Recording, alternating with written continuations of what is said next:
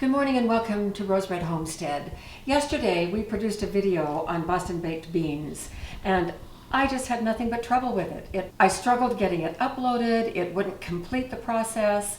Finally at 4 o'clock this morning I went in to check on it, and at that time it had uploaded finally. So I released it and made it public, and that was at 4 a.m. By 7 a.m. when I went back in to check, one of our viewers had noticed that I had pushed the wrong button on the Instant Pot Max for canning. I had pushed pressure cook without my glasses. I thought it said pressure canning. And even though the temperatures during the processing were enough that we had a safe process that time, there were also other parts of that video that I just was not happy with. I don't feel good about it. So we are redoing that today.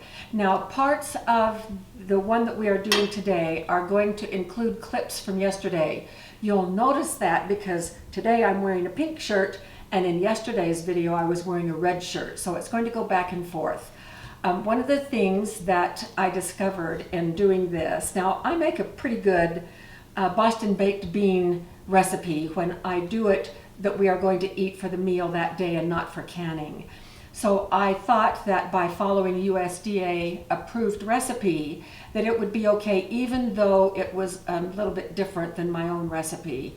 We got to the point in yesterday's video where at the end of 3 hours of baking it in the oven, the taste just wasn't there. So I improvised and added new things to the recipe. Today's recipe will be that adjusted recipe from yesterday. So this video will go through the process. It's going to be a much shorter video, and the recipe will be the right one, and I will push the right button. So we're going to get started just right now.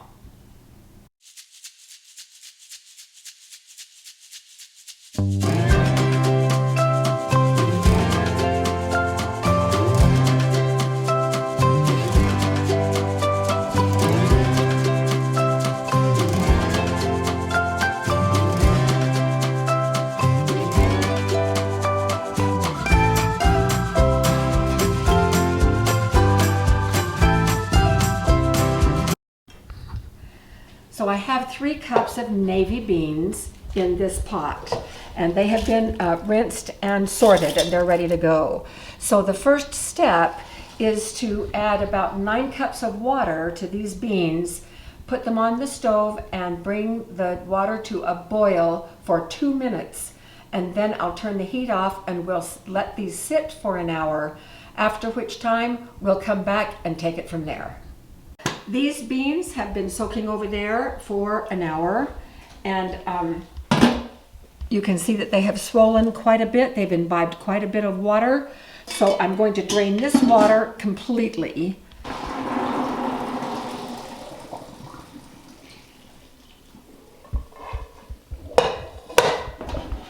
All right, here are the drained beans. Now I'm going to put my aromatics in. I'm putting in a couple of stalks with celery, complete with the celery leaves. Now these are big chunks so that I can dig them out later. I'm putting in 1 sprig of rosemary from our kitchen herb garden. I'm putting in a couple of cloves of garlic, and then some carrots.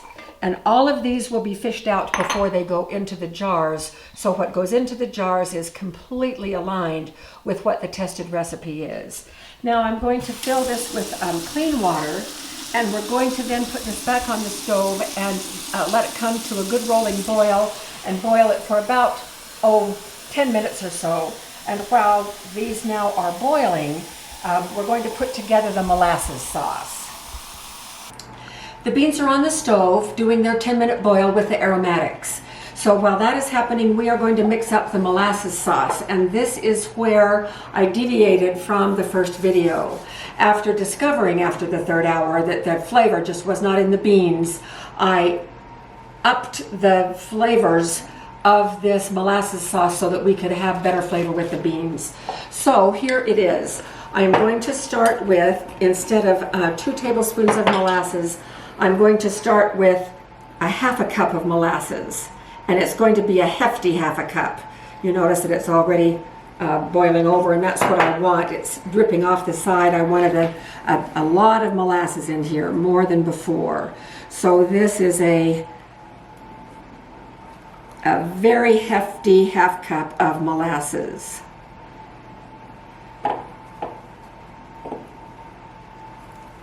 And I'm also going to up the mustard. And I am using stone ground Dijon mustard. I'm going to put a good 2 tablespoons in. And I'm just going to do it, my tablespoons are dirty. So I'm just going to pour it right on the top of the molasses so that I can look at the size of the bloops. So 2 bloops of mustard, which is about 2 heavy tablespoons of this mustard, and it does have whole seeds in it, which will show up in the beans later on. In addition to that, I am putting in a scant tablespoon of Worcestershire sauce. That really seems to up the flavor. I am putting in 2 teaspoons of salt and 1 teaspoon of freshly ground pepper, and I'm keeping the vinegar at 1 tablespoon. Okay. I'm going to stir this up a little bit, and then we're going to drain the beans, reserving the juice, and we are going to put 4 cups of that hot bean liquid in here. And this is a much better combination of flavors, and what we ended up with that made the beans so good by the end of our other video. All right, let's drain the beans. All right, the beans are drained. I have removed the aromatics. Those will go in compost. And I have 4 squares or 4 3/4 inch cubes of salt pork ready. I'm going to put those right down in the pan. And as I mentioned in the first video, if I were doing this and not going to can it, I would be using a lot more salt pork. The USDA has limited us quite drastically on the amount of cured meats that we can include in only certain recipes. This is one, and that is because it is unknown how efficiently cured meats transfer heat clear to the middle of the jar. And so they do limit. We're not to can ham or bacon or any cured meats because they have not been tested to see the heat transfer qualities of that meat. So we are going to respect that rule from them. Okay, so here is our molasses sauce, and we are going to add that 4 cups of hot bean water. So we're going to just stir this long enough to melt the molasses and dissolve the salt, and then it will be ready to go. The other thing that I'm going to do is that I'm going to add some onion. Now, I do not have a fresh onion, but I do have my dehydrated onions. So I'm going to put the equivalent of a large onion, as if it were chopped, into this mixture. And I'm putting it in right before I add the beans and the molasses sauce. All right, in go the beans. Uh-oh, I see some aromatics that we didn't quite get. Some celery, we want that removed, and a couple of carrots. Make sure nothing else is in here. Oh, little piece of celery. Okay. Now, we're going to add this molasses sauce and stir and flatten out the beans and get them in the oven. Now, we want only enough of this sauce to cover the beans. And we don't want them super submerged. We want it just barely so that the top layer of beans can begin the browning process. Okay, so this is perfect. Now, I'm going to put this in the oven uncovered. it is going to cook the entire time, bake the entire time uncovered, which means that this liquid is going to be evaporating. So I will come back every little while and I will be adding more of the molasses sauce until I run out, after which time I will be adding the bean juice. And if I still run out, then I will be adding a little bit of boiling water. But I think we have all the flavor in here now that we need. So now is the 4-hour time for baking these beans. They're not done right now, but when they are done, they should be soft and they should be browned and they should have really good flavor. So we will be back in about 4 hours and I'll tell you what happened in that interim. The beans have finished. So I think they're a really good color. They are darker today than they were yesterday at this point in time. Also, even though this liquid is quite liquidy, it is going to thicken up as things process. So we're going to go ahead and fill the jars and get things going. So I have, the jars have been warming here in the Instant Pot Max. So I'm going to take them out and we will fill them.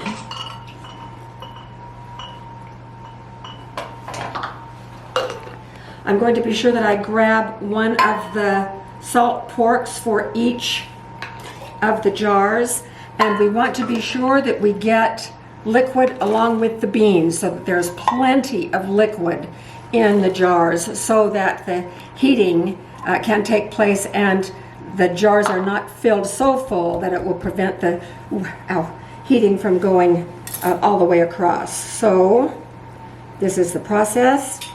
I'm using the handle part to check for air bubbles. In a little bit of my research on thermal shock, I am no longer going to be using my kitchen knife to do that. Even though I haven't had any trouble, I want to set a good example. So we will be using a thin plastic or wooden utensil to check for air bubbles. Some beans left. So that's nice. We'll be able to compare the taste. Now we are going to, I'm going to go ahead and start this, and then we're going to finish with the rest of the video from yesterday. So the last clip on the video will be the finishing up of the batch from yesterday. And that was after we had adjusted to taste just like these. So you'll be able to see Jim taking a taste test of what we started with what we ended up with. These will darken some more during processing, and the liquid will thicken up too. You can see it is now off. This time I'm going to press canning, and I'm going to set the timer. It's blinking minutes right now, so I'm going to put 5 in there. It has to cook for 65 minutes, so I need to get this down to 5 because 65 minutes is an hour and 5 minutes, which is now an hour and 5 minutes. So we are canning, and we are going to do, the pressure is now at max, and the venting is, it is going to be a natural vent, which takes about an hour. So we are ready to go. I'm going to now press start, and we're on. Moment of truth. I already took these out of the Instant Pot Max. Jim had to make an emergency trip over to the hardware store, and these were finished up when he was gone, and so I just took them out. They've been out for 45 minutes or so. They have all sealed, so they're all good, and they've cooled down enough so that I can open this one, and we're going to be doing a taste test, comparing it with these, which I just heated up. They've been in the refrigerator, but this is the these are the ones that were left that we did not get in the jars. So it seems to me that these are looking a little bit, these look darker.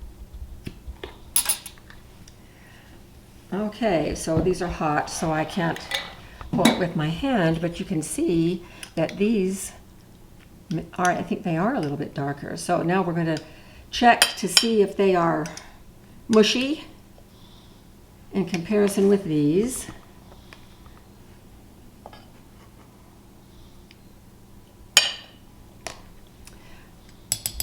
Okay, so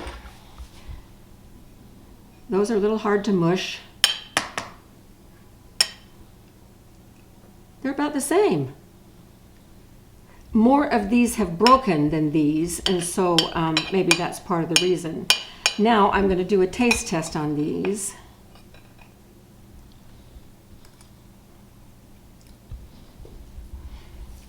Oh my goodness. These have really developed in flavor through the processing. So they're really good. Let's see how these are.